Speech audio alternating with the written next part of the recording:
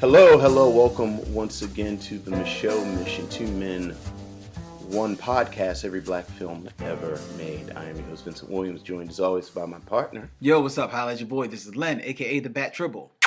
And tonight, or this evening, or this afternoon, or this morning, or over brunch, whenever it is that you're listening to this, we are going to talk about director Mira's 1991 film, Mississippi Masala. Yeah. But as we often do, we have a little bit of anything we want to talk about. It's interesting that you talked about like when you're listening to this, and I know one time we had asked people about when they listened to it. Leanne Lindsay, Tinsel and Time, she wrote on Twitter how she was listening to our review of Paris Blues while she was getting prepared to watch the Oscars. Okay, all right.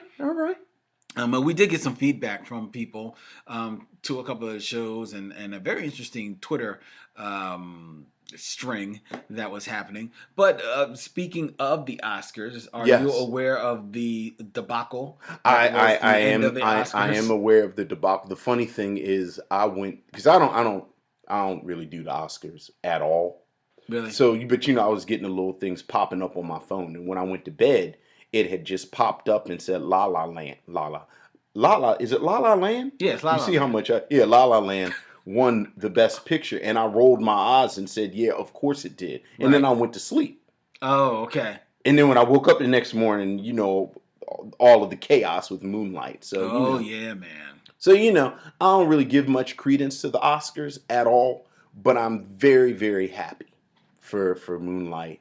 And Barry Jenkins. And Barry, not to pull the hipster card, but I think you and I are well documented. We were fans of Barry Jenkins before it was cool to be fans of Barry Jenkins. How about that? You drop a movie that is like this underground cult romantic classic. Yeah.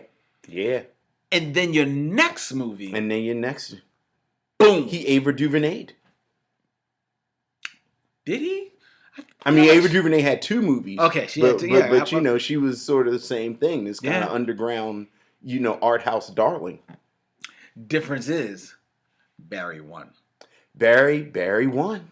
Barry did win. So, but somebody was pointing out. I was watching CNN when they were talking about it. And for those of you who do not know, at the Oscars, you had announcing the award for best picture, you had Warren Beatty and Faye Dunaway. Right. Classically, the stars of Bonnie and Clyde. Yes. And long since their prime, to be kind. And apparently, they were given the wrong envelope. They were given an envelope, some kind of backup envelope for the Best Actress award. So the envelope read Emma Stone for Best Actress, and they were up there because she had won earlier in the evening. Exactly, and they for La La Land, right? For La La Land. So it says on there, Best Actress, Emma Stone, La La Land. Right. They open it up. Warren Beatty opens it up, and you could tell that he's looking like, this ain't right. Right. So he doesn't say anything. He's like fumbling around. He hands it to Faye Dunaway, and it looks like he's handing it to her. Like, do you see what this says? Emma. She looks at it. Basically sees La La Land. Oh, must be La La Land. The winner is La La Land, is what she says. Right. To wit, all of the producers and stars of La La Land bum rush the stage. They're in the midst of giving their award, their thank yous, when it is discovered. And that's the only thing. That's the one thing I don't know exactly what was the chain of events of exactly when it was discovered that it was not La La Land. In fact, it was Moonlight that won. The producer of La La Land then said, yo, we need to stop this. We need to stop it. Hold up. Right. Moonlight, you guys won. This is not a joke. Flash the card up, the right card, because they had brought it from off stage. Flashed it for the camera to show that it said Best Picture, Moonlight, Barry Jenkins, and all the producers. At which point, all of the producers and for Moonlight came up, and they gave their thank yous, but they were hurried thank yous. Of course. And what somebody pointed out on CNN, and they gave the thank yous, and it was an interesting kind of moment. It definitely was the talk of the town as far as the Oscars for a minute. But the true shame of it is that when you are a movie maker or an actor, you're in Hollywood. Sure.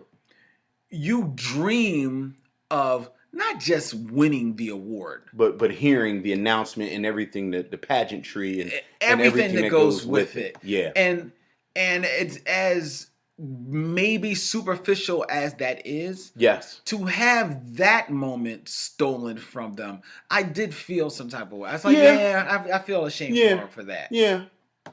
I agree. I mean, you know, again, I can't get but so worked up because, like, I'm 20 years into not giving one man whatsoever about the Oscars, and you know, I'm actually, well, I only I don't even well, I do understand. Like, I'm very happy for Barry Jenkins in Moonlight. That's all I have to say. And Mahershala Ali, and Mahershala Ali, Best Supporting and Actor. Viola Davis. Yes, she won Best Supporting Actress. Yes. For Hidden Fences. Right. I'm happy. Hidden Fences. I did what everybody else is. Oh my did it God. Too. You did it too. I did it. I had been so good. See? I had been so good. You thought it was just white people. It's you too. You did it too. No, I did not do Somebody else. No. Somebody black did it around me. Yeah. But, you know, I am happy for hopefully the opportunities that these awards now present, because they have been acknowledged, yes, by this establishment for their work. And going forward, you know, as they renegotiate contracts and all, they can say award-winning director. Amen. You know, Academy Award-winning director. Yeah. So I am happy for what this perhaps will lead them to. Now, Barry, I think you're good. I think you've proven that you're a man that wants to do your own thing, you know, make movies by the beat of your own drum. But let me tell you right now, please do not drink the Kool-Aid and do a superhero movie. Do not. No shame on anyone that does. No shame on Ryan Coogler. No shame on anyone that chooses to do that. But I think that having won this award, it's going to open up so many opportunities for you. A lot of people are going to be throwing money at you to have you produce their project. And I think you do have such a singular voice that it would be a shame for you not to use this rare opportunity that is afforded a black director to not go forward and try to find a way to do whatever is the next dream project. It would surprise me if he squandered this. I would actually be surprised. Like, of everyone that you know, all of this sort of crop of new directors and sort of not new, but black auteurs that are finding their voice. You know, again, we joked about a few minutes ago. I really have been a fan of Barry Jenkins for however many years it's been since Medicine for Melancholy came out, and just listening to him. And I mean, it took 6-7 years for him to make this, and that's because he kind of was committed to his vision, and so that I would. I mean, you know, you never know what happens when they bring that Brinks truck up to your house, but amen. I look forward to what he does with this opportunity. I do too. And congratulations once again. Mad congratulations. And I know we gotta get to the movie, but we gotta take a minute and just say, if you have not seen Get Out, speaking of black directors and black auteurs and important black visions, make it your business to see Get Out immediately. Jordan Peele's psychological horror movie. I've not I saw it Saturday. Okay. And we record on Tuesday nights. I've not stopped thinking about this movie. Really? It has been on my mind every moment since I've seen it. It is that good. It is that well calibrated. It is that thoughtful. It is that evocative. It really is. Like it really is. Now, a friend of mine, Ariel Johnson, who sat in on our show, she saw it. Okay. And while she didn't think it was bad, she found it a little problematic. Okay. With the, I guess, the female voice in the black female voice, in the movie. Right. Well, I would say that was the point. Yeah, I wondered that too. Like I think my read of it was that was actually the point. And the black female voice, which is muted, you're not going to get into spoiler territory. I found that portrayal to be the most powerful in the film. Really? And to be there are moments in this film that are actually kind of gut-wrenching. And it's the type of thing where, like I said, I've been thinking about it since, where you see it and then you kind of see the whole film and then you have to kind of retroactively go back and think about what you saw within the context of your new knowledge. Right. And it is even more powerful. I think the nature of the film, there aren't a lot of, really there's only one. Like I'm skirting around the plot. Yeah. Like there really is only one black female voice. But of the black voices in here, I think it is the most powerful one. And the most powerful scenes are with that character. Okay. So, well, I know Ariel is looking for an opportunity to sit down and talk about the film. Ariel, and I said it before I saw it last week on the show, and I'm saying it now. I'm going to try and be disciplined, and we wait until October. I cannot wait to talk to Ashley about this movie. Really? I cannot wait to sit and talk with her about this. Well, see, October's a long time away. October is a real long time away. I might have to see what I can do to make that happen next week. I cannot wait. If we can, I mean, I'm, hey y'all, we making sausage. I ain't trying to put us on the spot here while we're recording, but I mean, because I was thinking, I said, well, we did Queen of Catway, and it was it really is that kind of film. I will see what I can do to make it happen. It really is. I'll see what I can do to make it happen. And, with Ariel's point about, kind of critiquing the female voice, and, Ashley, obviously we talked about that when we talked about some of these films, and again, horror is Ashley's forte, right? And the language of horror, he uses it so well in this film. Yeah, you see the interviews, and he talks about the Stepford Brides and Rosemary's Baby, and it really is talking about Jordan Peele, director, and it really is in that spirit. The way those films kind of reflect the societal issues, specifically of kind of second wave feminism and how a woman is supposed to behave, and a woman's control of her own body and fertility, and then it kind of goes from there, and it kind of unpacks it and takes it to this nth degree. And this film really does that with what it really is kind of post-integration racism. Really? Like it really is, and I keep looking at time, and I really don't mean to talk, but it really is a type of film where this is a film that only could have been made by somebody who was a post-integration black person. Like I think when we talk about racism, it's like it's the dude playing the banjo from Deliverance, and it's y'all need to leave, and it's this this sort of very kind of over the top that we think of with the racists. But I think for many of us, and I'm going to include me in this us, the racism that we deal with on a daily basis is not that. Oh, of course not. It's much more subtle. Yeah. It's much more kind of ambient. And it is, it's like, it's, again, and I swear I'm going to stop, but there's so much about the horror movie where we look at the people in the horror movies and they ignore their instincts, Mm-hmm. so then we make fun of them when they get murdered because they do this stupid stuff. Right.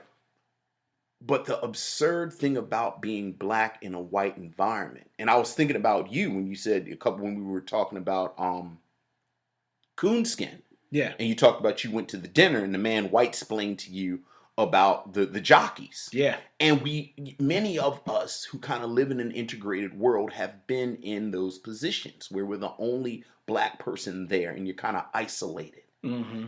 And there are so many things that happen that our instincts say this is off. You're right. This is wrong. And but we use this term gaslighting now, which I think is such a beautiful term because we really do think, oh, well, I'm just imagining things. Yeah. I'm making more of it than it really is.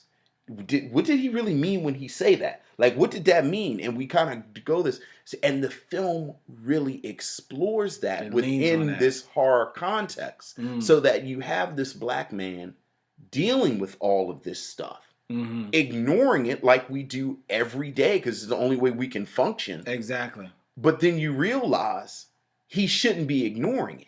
Right. So I cannot talk enough about this film. So, all right, well, we're going to see if we can't talk as much about it as possible next week. Yeah, so I'm putting it out there on the show right now. It's an open invitation to Ashley of Graveyard Shift Sisters and to Ariel Johnson of Amalgam Comics and Coffee House to get at the Micheaux mission, and let's see if we can make a connection so that next week our review can be of Get Out, so we can get this off of your chest, Ariel, Vince's chest, and I can just imagine Ashley probably has the same issues. I cannot to talk about it. Yeah, and I'll see it this weekend. I was scheduled to see it this weekend anyway, so yeah, we'll check it out.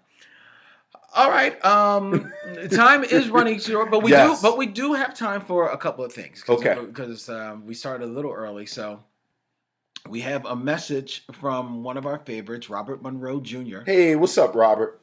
Robert Monroe Jr. hit us up on Facebook, as he is wont to do, with a message. And he says, let's see. He says, Jolene, referencing Dolly Parton. Yes. Great American storyteller. It came out in 1974 on Dolly's album Jolene. All right, yes. About Sesame Street. Yes. I miss Sesame Street when it was more black. Whatever happened to Roosevelt Franklin? Roosevelt Franklin. Was he moved? He had an album. Was he forced to move when Sesame Street got gentrified? Oh, that's funny. And I still have my Roosevelt Franklin album. I was about to say that's it right there. Roosevelt Franklin, how old are you? I used to be one, now I'm gone on two. What you gonna do when you get 3?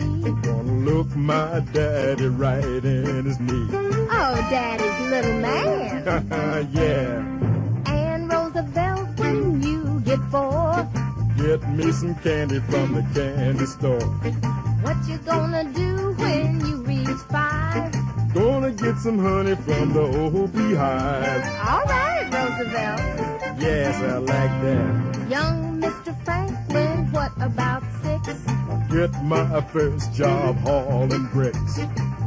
There's a whole kind of vein of people who collect those old Sesame Street albums. Wow. I remember Roosevelt Franklin. Yes, my name is Roosevelt Franklin. Yeah. The end debate about Paris Blues was the best discussion I've heard about a film since the old days of Siskel and Ebert. You guys really need to take this show to TV, if not YouTube. All right. You well. heard him, Mr. Producer Man? I'm going to have to shave every week for a week. Like, I'm wearing sweats now. I'd wear a tuxedo every week and a top hat. Okay. All right. Mississippi Masala led to a lot of relationships between black men and Indian and Pakistani women when I was in college. Boy. Cree Summer was my boho girl of choice, and she still is. Damn! She's so fine, I drink a tub of her bathwater. She's a good-looking woman. She is quite a stunner. And aging well. Lord Jesus, yes, she is. That's a very, very attractive woman. And beautiful children. She has a beautiful family. And from all that I can tell and have read, a woman with a equally beautiful soul. Yes. So Street Fairy. That was her album. is that what it was? It was Street Fairy. Never released, but somehow everybody had a copy of it. Did you have a copy? Of course I had a copy of it. How was it? It's all right. I mean, I think Lenny Kravitz produced it, so it sounds like a Lenny Kravitz album with somebody who, no disrespect, isn't as talented as Lenny Kravitz. Right. But it's not bad. Was her album better than Jasmine Guy's album? Yes. Okay. Yes, it was. Because I remember that. I own that as well. I owned it for a week. Yeah. Let's see. Then on Twitter, there is a force. There is something that is in the water, man. There is a mission on Twitter to get you in front of Anika Noni. All right, y'all, don't get me in trouble. That's all I can say, bro. That's all I can say. I appreciate that, though. That's all I can say, Vince. I appreciate Micheaux Missionaries looking out. Yeah. Good looking. At New Mutant, the Power Principal, he shouted out to at DJ Older, can you ask your pal Anika Noni Rose to hit the Micheaux Mission up with a tweet or an interview? They're two radio brothers with style. We are. There is a mission. Man, you know what? To get you in front of Anika Noni Rose. I'm a big fan of her work. Yeah, I feel you, man. Mm-hmm. At Romero Manuel, hit us up on Twitter. He said, at Micheaux Mission, let's connect some dots. And he's got like about 12 tweets. I mean, this man was having a conversation. He didn't need us to have a conversation. All right. He was rocking out with this conversation. All right. He said, let's connect some dots. Some of your interests have one key connection. FAMU. FAMU. I was a theater major at FAMU, along with Anika Rose and Daniel Sanjata. Oh, I know that. That's the boy from, he was in Rescue Me. Okay. And now, he was on Rescue Me, and now he's on another show right now. I got to look him up. He was a man on Rescue Me. Okay. Did you ever watch Rescue Me? I did not. Daniel Sanjata. Sanjata. I recognize him. He was Franco on Rescue Me. He was in Graceland. He was on a show Notorious. He was on Grey's Anatomy for a couple of episodes. He did a stint on 30 Rock. That's weird. I thought he was a movie dude. He's done some movies. Yeah. He's done some movies. Not a whole lot. Mostly I know him mostly from TV. Rocked out with All My Children.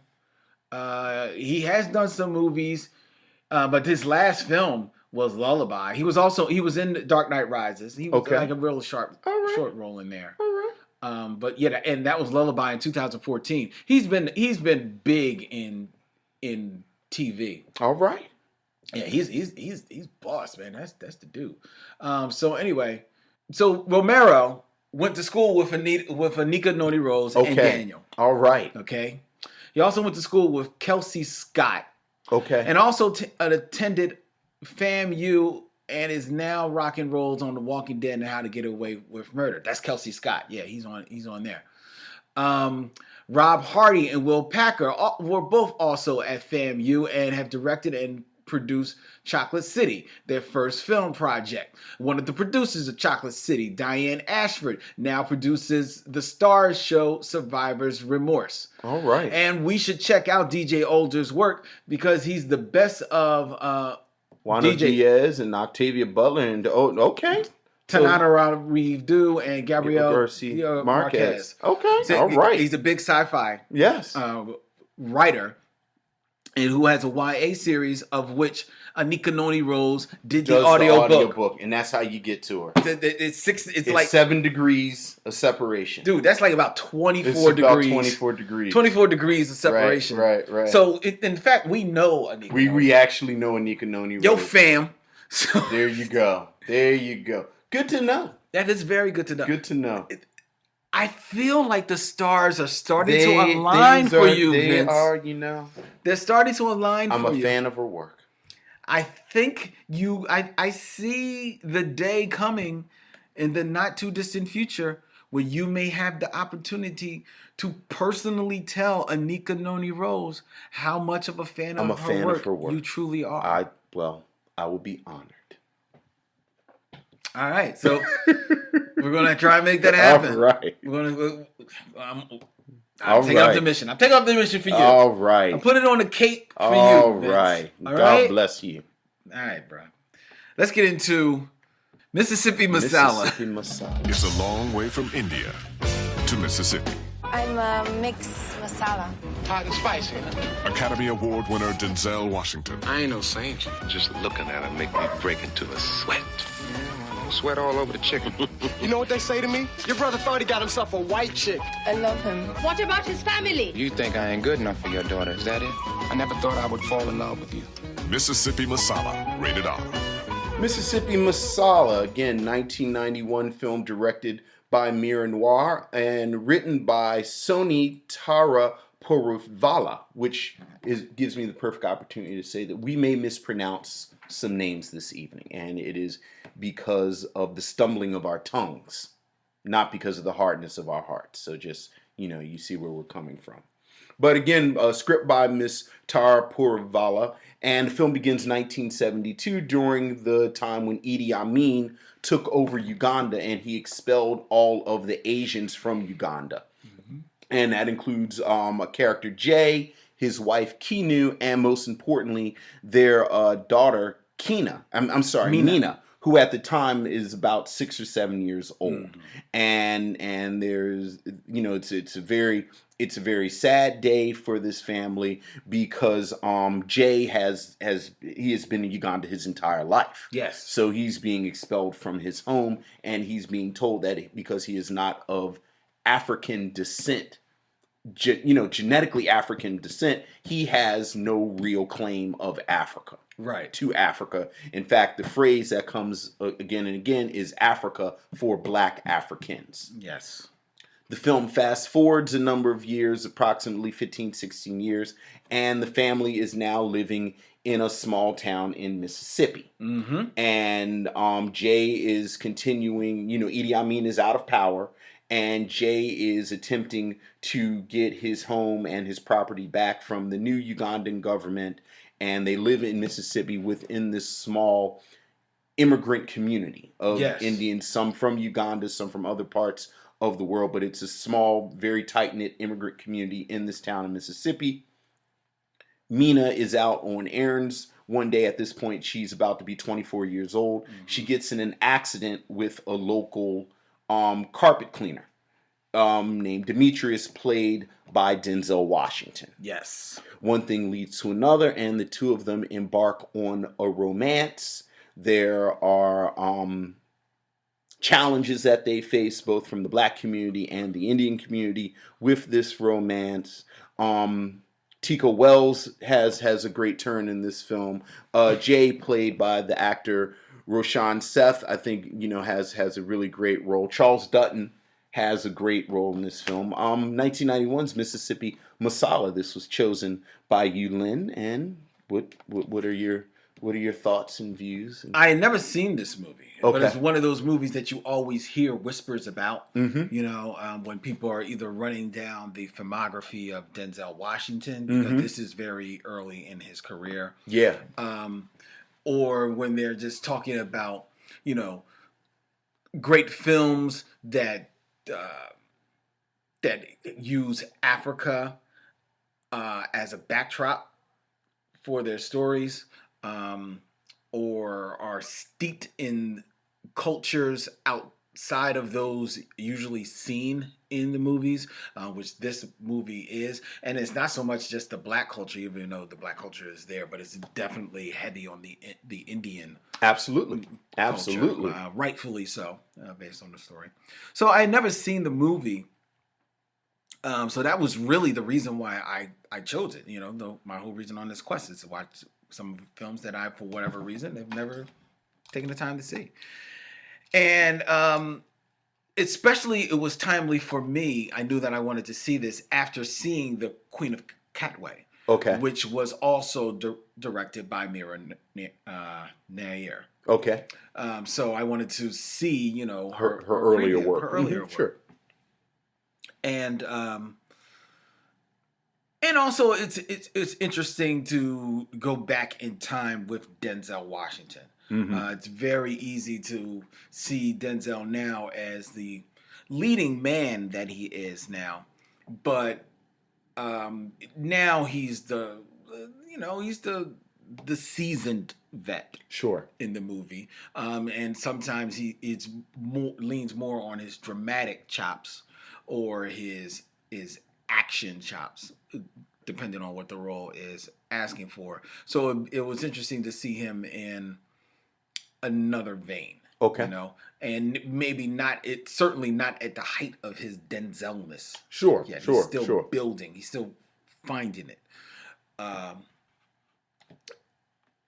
And I walked away from this film feeling that it was a little uneven. Okay. I don't think the film, I don't think Mira or Nair, the director, had a 100% grasp on exactly what story she wanted to tell. Because I think there is an interesting story in the romance between Denzel Washington and Mina, played by Sarita Chahuri. There's an interesting story there. You know, the black person with the Indian woman, black man with the Indian woman. They both have experiencing racism where they are. They're both experiencing racism from outside their family and from within their family.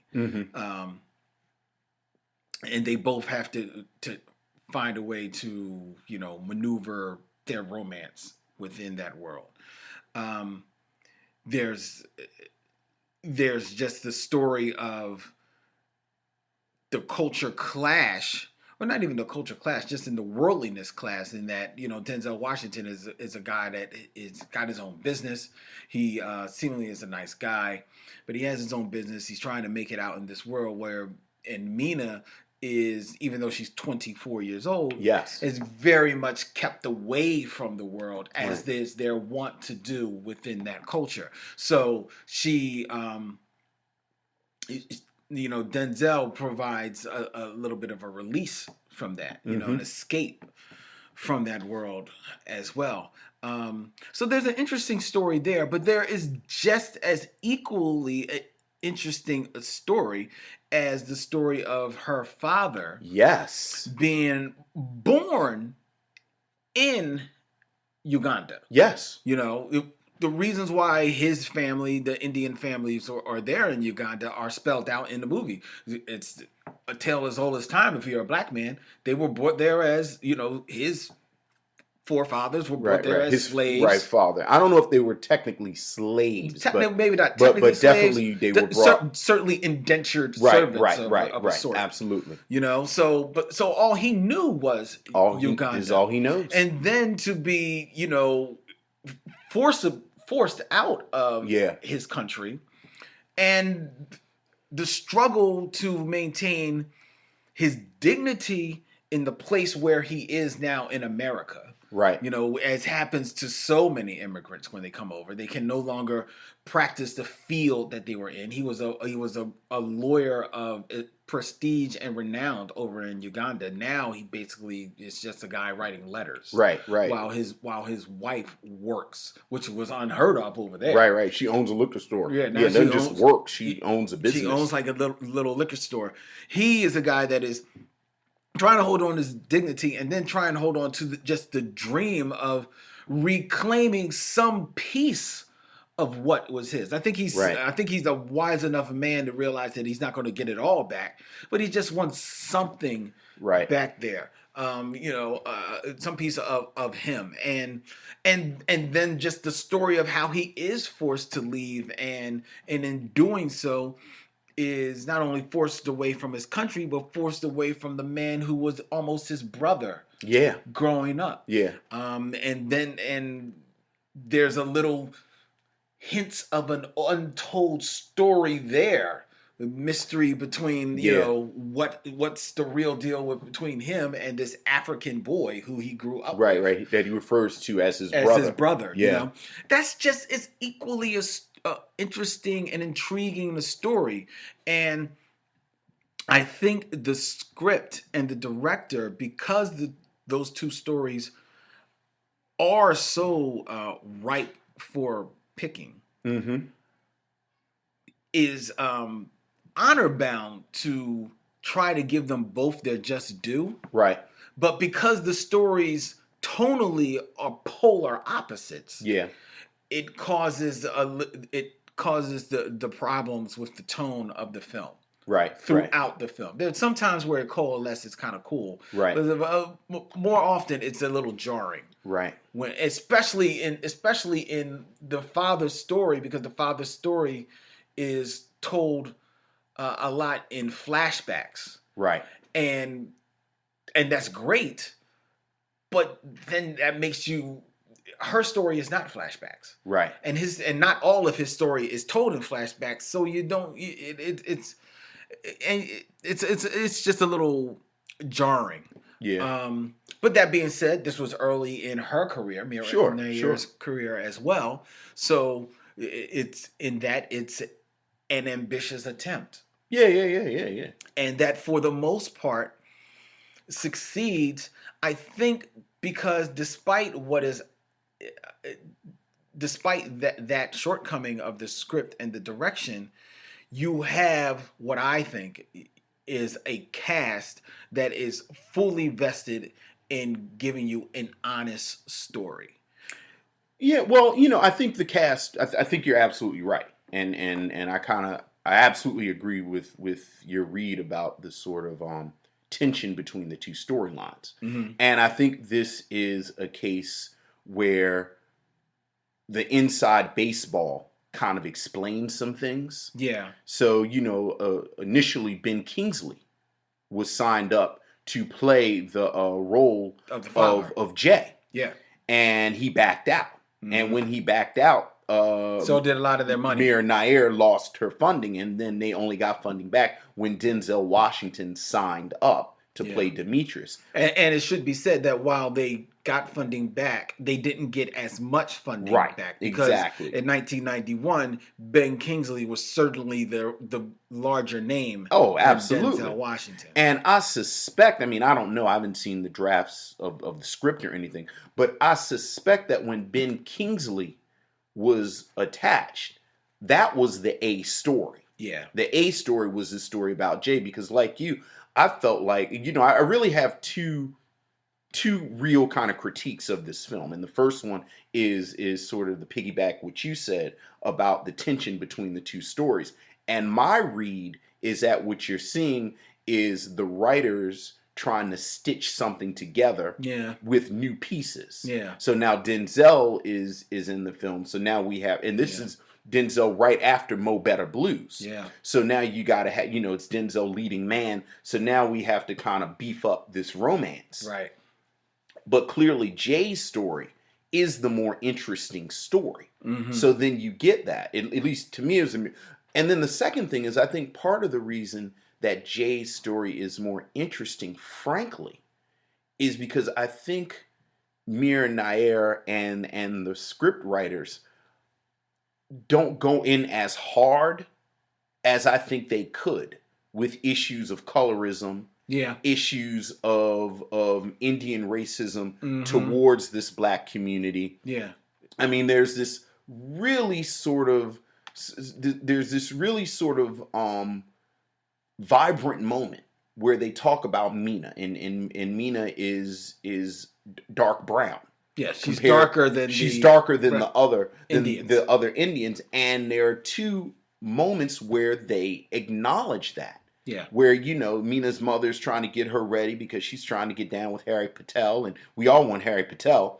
and Mina basically says Harry Patel would not want me. You know, face it, mommy, you have a darkie for a child. Right. And then later on, there are two women talking about them as a duo. And there's a great line where the one woman tells the second woman, who also wants Harry Patel, because again, everybody wants Harry Patel. And she tells her, you don't have to worry about it. Mina is dark and poor. You can be dark and have money, or you can be light and be poor. But you can't be dark and not have money. Right. And I get the feeling, because I'm black and I've been around black people who do the same thing, that Mira Nair is protective of this community. Okay. And she basically doesn't want to put their dirty laundry out there like that in 1991. Okay. Like there aren't a lot of Indian movies, there aren't a lot of Indian images, and I'm not going to be the one to put our stuff out there on the streets like that. Yeah, put it hard out there on the streets like that. Yeah, yeah. The other side of that, and this is what I've been waiting for you to say about whether or not you view this as a black movie or not. Because in my mind, what makes a movie black is whether or not, like, and we just talked about it with Paris Blues. If you take the black characters out and the black characteristics, and it changes the movie, it's a black movie. And I think with very little nips and tucks, you can take the blackness out of this movie and substitute it with other races. And a little bit, because again, they don't really deal with colorism. I think you can almost substitute it with white people, which is what the new producers wanted, right? You know?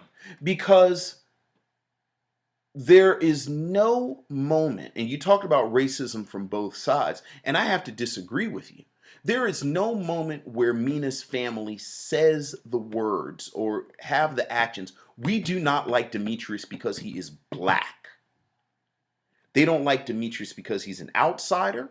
Mm-hmm. They don't like Demetrius because of the way it goes down, because she basically sneaks off with them. Mm-hmm. And they don't like Demetrius because he's not Harry Patel, because again, nobody is Harry Patel. But there is never a moment where any of the Indian cast members says, you can't be with a black man because black people are bad. No, that's true. But the father does point out that to Mina, when she, tells him, I love him, I want to be with him. The father does point out, in his mind, eventually they're going to side by their own kind. Stick with your own kind. What if Demetrius is Puerto Rican? How is that exchange different? Well, okay, I hear you on that. If Demetrius, he could have said the same thing about. If Demetrius is white, how is that exchange different? Well, because he doesn't tell her to stick by her own kind. He tells her that they stick by their own kind. I hear you on the right. I hear you on the Demetrius is Irish. I hear you on the Hispanic Latin thing, but I don't know. I don't know if you have that same line with a white person. I'm just saying. I do see your point, though. Mm-hmm. I do see your point about it. Yeah, I mean, okay, you that's a good argument. You make a good I've been checked. I've been checked on that point. I'm just saying, and I think I do. I think this is a matter of I think Mira Nair and the writers were holding back. Like, I think there is a film where you get deep like that. And there have been films since then where we talk about sort of the tension between African Americans and new immigrants, mm-hmm. new immigrant communities. Mm-hmm. And it's not this film. And it doesn't have to be this film. Yeah. I just thought it was interesting. Having said that, there are moments in this film that I like a lot. There are choices. So wait a minute. Just to quickly answer your own question, do you consider this a black film? Since it doesn't. I don't know if it. I don't know if I do. I don't know if I do consider this a black film. And the funny thing is, it was very much billed and advertised when it was out as a Denzel Washington film. Yeah. And certainly, if you look at the trailer, and I remember when it came out, you didn't know that her father's story was going to be as prominent as it was. I mean, when the movie opens up and it's really the story of them being, exorcised from Uganda, Yeah, you're not sure if you're watching the right movie. exactly. You're like, is this? Because it's like 10 minutes. Yeah, Yeah, it's you like know? 10 minutes Excuse before me, they even get to... Is this? Did I? Does my stub say Right, Mississippi right. Masala? Right, right. Because or is this misery? Right, Because right. because it's tense. Yeah. It's very intense. Yeah, oh, yeah. When their bus that is going to the airport is stopped. Yeah. And they pull the mother off the bus for no reason. As far as I can see, I don't know the reason why. Well, I think the assumption is they're doing these spot checks because they don't want the people that are being kicked out of Uganda to take things with them. Yeah. That are valuable. Yeah. I think that's the thing. And then it's also, you give people who've never had power guns and give them power over other people, things get really ugly really quickly. Very true. When there are men with guns and there are women involved, and I think that scene is a perfect example where you could see that what is implied in this film, in this moment, but it only goes so far. Yeah. Because the sexual assault is so visceral in this scene. Yeah. And it never happens. Right. And, not that I wanted it to happen, but I think this is something that you see throughout this film where, again, I think Mira Nair holds back instead of going, because, I mean, I don't know anything about this moment in history, but I know people. Yeah. So I'm sure that there was some real ugliness. Oh, yeah. When these African Asians were expelled. It's interesting you talk about holding back. There's a scene in this film where Denzel and Sarita, or Demetrius and Mina, they're talking to each other on the phone. Yes. And they're both laying in their respective beds at their homes. Yes. As they're talking to each other on the phone. And they're just having a nice, kind of flirty conversation with one another. Yes. And the camera is fixed above them both, looking down on them laying in the bed. Right, they're each in their beds, right. Each in their beds. They're each wearing basically just T-shirts. Yes. And like I said, they're being flirty. They're not being overt or sexual. Right. But there certainly is an undertone to what they're talking about. Yeah. And you spoke of holding back. I was so struck by that scene because that scene, they are making love. I love that scene. It's my favorite scene in the film. It is. They are literally making love right there. You didn't even say the best part of the scene. Mina's sheet slips. Yeah. Just a little bit. Yeah. Like just, because again, she has a sheet up to her waist. Yeah. And most of it. And it slips just enough for you to realize she's not wearing panties. All she has on is the T-shirt. And it's a moment. It's not even 30 seconds. But it's the most sensual image that it's striking. It is very striking. Actually striking. It is very striking, but it's funny you point that out. When I was trust me, I noticed that. But what I was struck by was that in that scene, Denzel is in his tank top, and he's got on his boxers, and he's talking to her, and he's laying on the bed, and he's got his hand up his shirt. So he's halfway lifted up his shirt. So he's kind of like playing with his stomach. Yes. I don't know about you. I can see myself in that exact same position. Yeah. Doing that exact same thing early on in a relationship. With a lady. Yeah, because it's just that crackle. Yeah. It's that crackle in the air. I love it. I love that. There's a moment when Mina's mother's talking to her because they live at the hotel and they're in the back of the hotel by the pool. And it's this wonderful shot of the light reflecting off of the pool on Mina's face. Yeah. And just the composition of the shot. Perfect. Yeah. I love the way that Mira Nair and again, I think it's deliberate. You know, I always give credit. You know, I love the sort of visual parallel between the city in Uganda and this small town in Mississippi, where, you know, I mean, it's Mississippi. So, you know, you have this town that has no tax base whatsoever Right. in a state that has no tax base. And it's one of these towns that I always, you know, say it's like 40% paved. Mm-hmm. So that, you know, it's a fair amount of dirt road and, you know, no sidewalks. And it looks just like the city in Uganda that they were thrown out of. Right. And you have this wonderful visual parallel between them. Yeah. So, you know, I love the relationship between her parents. I really do. You know, because even the scene you're talking about before her mother's taken off of the bus, there's this wordless exchange between them where they evaluate the situation, and you can see they quickly fall into their positions where he knows there's nothing I can do about this. I hope the worst doesn't happen. Mm-hmm. But my job is to protect her. My daughter. Protect the daughter. Protect my daughter from what can go down. Yes. And the mother then goes out. Yeah. And throughout the film, you see this wonderful connection between them. They have a very deep, profound respect. Very respectful. Yes. So that, you know, back to our initial sort of observation, you can almost feel this movie or this storyline trying to be the main story. Yeah, yeah.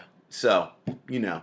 It deserved it because as colorful as Denzel Washington's world, his family is, with Tico Wells, who you spoke of, who maybe he's in something else, but outside of the Five Heartbeats, I didn't think he did anything else. Yeah. Until I saw him in this. I think I forgot he was in it. So you got Tico Wells, you have Charles Dutton, who, I'm sorry, I'm not used to Charles Dutton with hair. Yes. That is, and I'm sorry, that's, for me, that's a little disturbing. It's too much. That's a little bit, that's just not right. And I also want to look at the gentleman who played his father, the man who played Denzel's father. Oh man, I can't remember his father's name in the movie. I think it's Joe Seneca. No, no? I don't think that is that Joe Seneca. That can't be Joe Seneca. Is that Joe Seneca? That's not Joe Seneca, is it? Wow, that's Joe Seneca. Yeah, I never knew that was it. I've always seen his name in a bunch of things, but I just never. But you look at his face and you think his name should be like Joe Willis Seneca. Yeah, he don't have an old black man name. Yeah, his name should be like blonde Joe Jellybean Seneca. Joe Jellybean Seneca. Cleophas Joe Seneca. Is that what you want, Lynn? You want his name to be Cleophas? Facts. Cornbread Earl Joe. Cornbread Earl Joe Seneca. Cornbread Seneca. Cornbread Seneca. That's a fly name. Yes. Joe Seneca. Joe Seneca. Fantastic. Better known as Cornbread. Yes. Joe is short for Cleophas. We don't. Little known fact.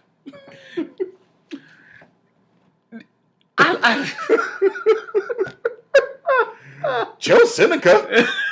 Joe Seneca, clearly he looks like he grew up on a chitlin farm. Why would his name be Joe Seneca? I see Seneca. You are horrible. No. See, that's why you said hitting fences. You don't think a black man can have a non-slavey name? It sounds Italian to me. Uh-huh. That doesn't sound Italian to me. That doesn't sound like a guy who did a special guest star appearance on The Sopranos. Joe Seneca. This will make much more sense next week. I need to make sure you're not one of Allison Williams' old boyfriends in Get Out. Your stuff is coming out now. If I give you a pound, are you going to try and shake my hand? Pleased to meet you.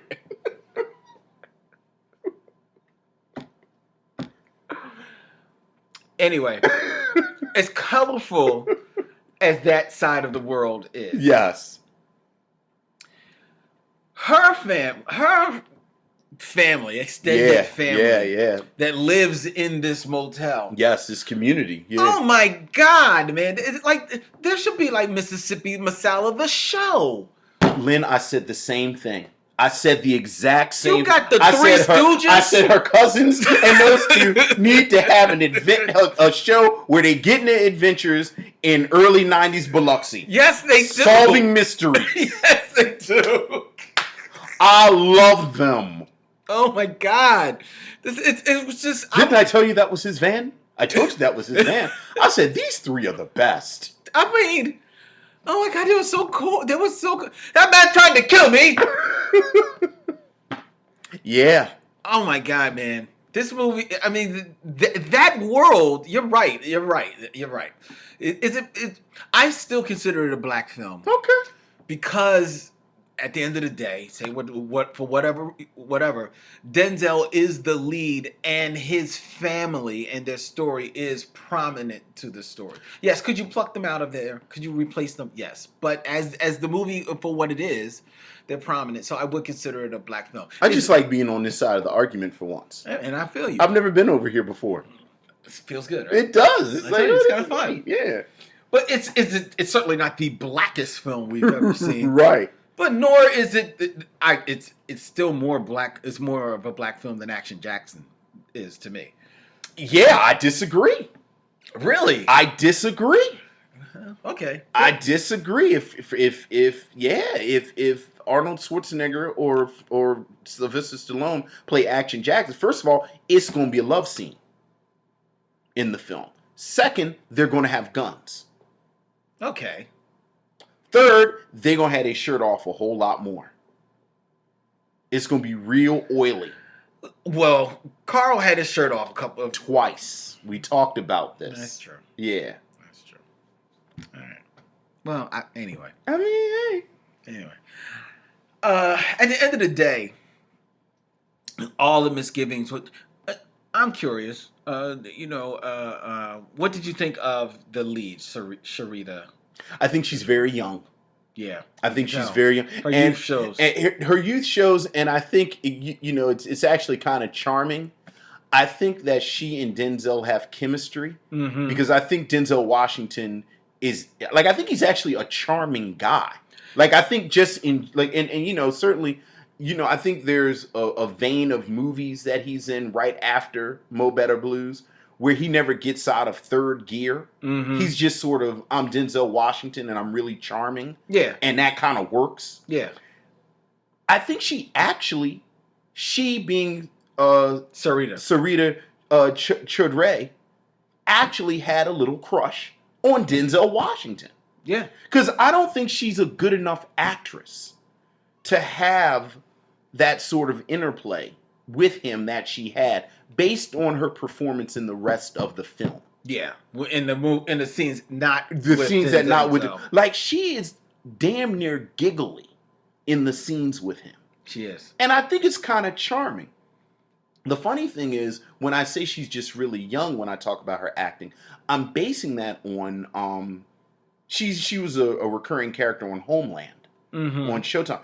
And she was magnificent. Yes. Now, mind you, it's 20 years later. It's 20 years later. But she's very much an actress who has grown into herself as an actor. And she's a real presence. Yeah. But right here, the funny thing when they said, I was actually very uncomfortable with their relationship. Because she reads younger. She reads really young. Really younger than him. And I think part of it is she's actually giggly. I think I almost feel like the line about her being 24 was in it so that, to address I that. agree. Yeah. I agree with you. It's funny that you talk about how the films immediately following this, because this is right on the heels of that. Yes. I think it's his next film. Right. He kind of slips in a little bit into coast mode. Yes. Right? Because in this film, I think he's putting on the charm. Mm-hmm. He's putting on the Denzel charm. And it was interesting in watching him in this film, the road less traveled. He could have easily been the romantic leading man. Oh, no doubt. And he really, as much as he coasted in maybe 2 or 3 films after this, he doesn't go really that lean back on that romantic leading man No. very often in his career. I mean, the year after this is Malcolm X. Exactly. So, you know what I mean? you know. So it's interesting to see him like really just being playful and fun and like you see some of the Denzel-isms with the strutting and the Denzel stare a little bit, but he's just having fun. He's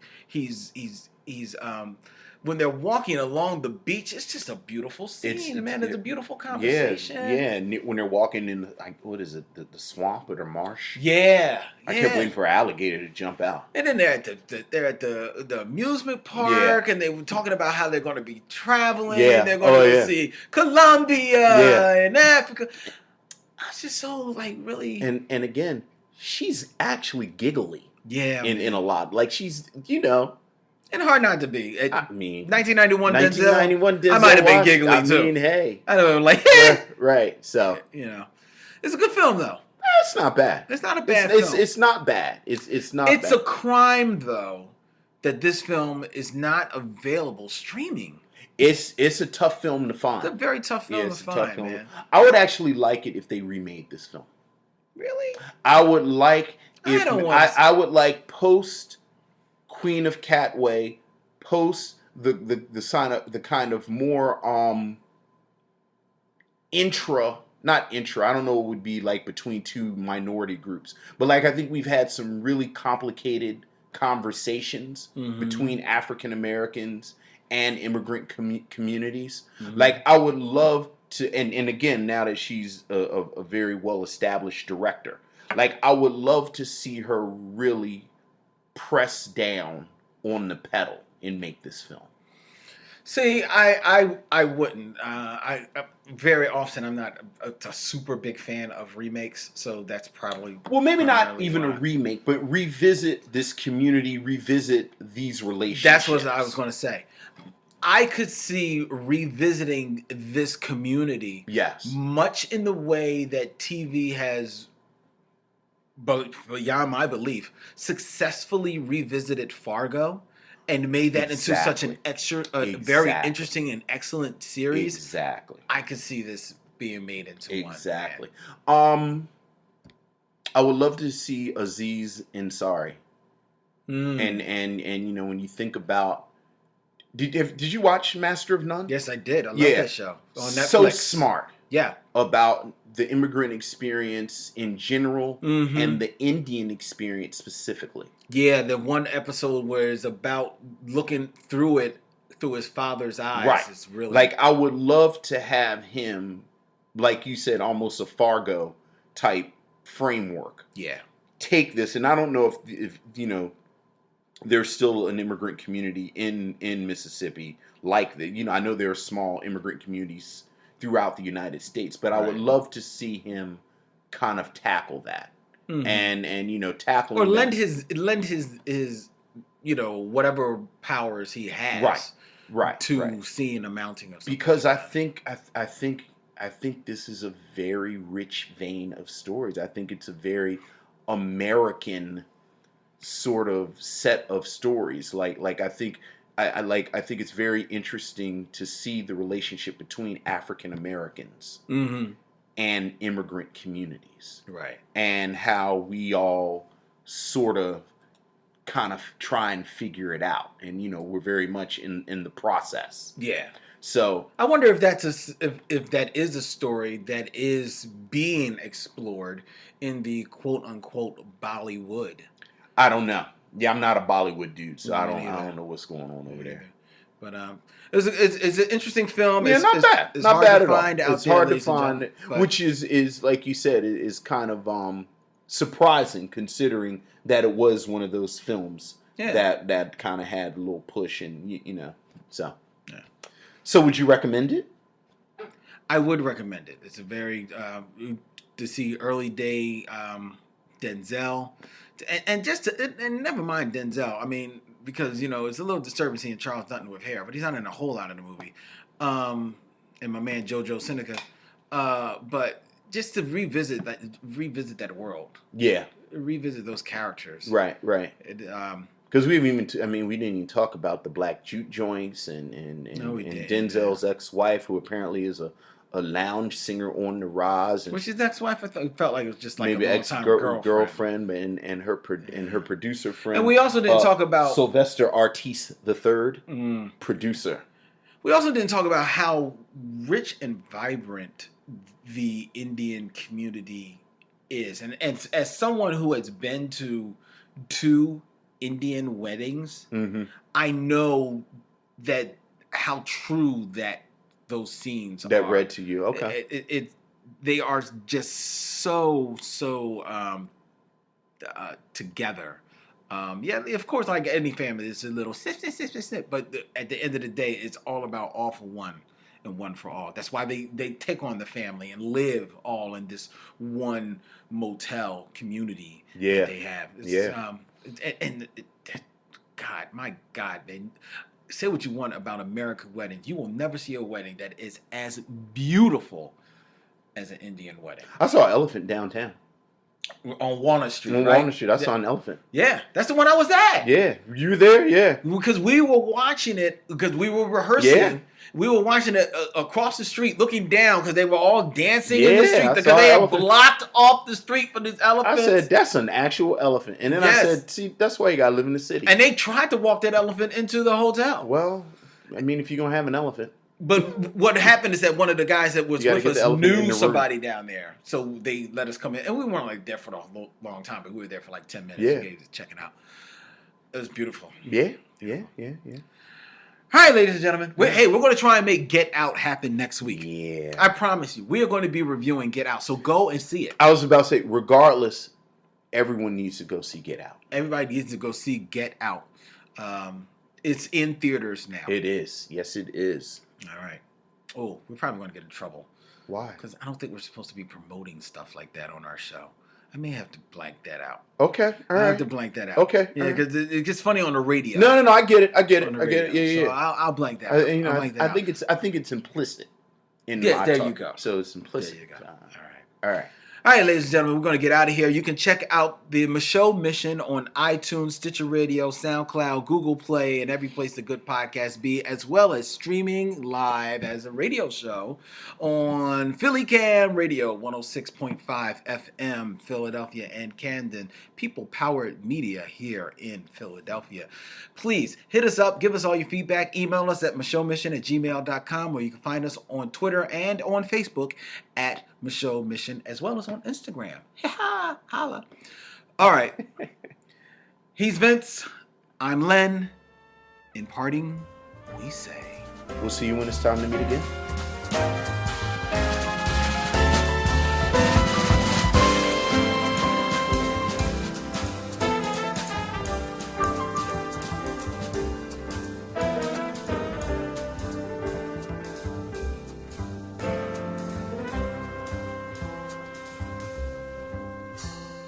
Now it's time to bid adieu. It's been a pleasure knowing you. I'll see you when it's time to meet again.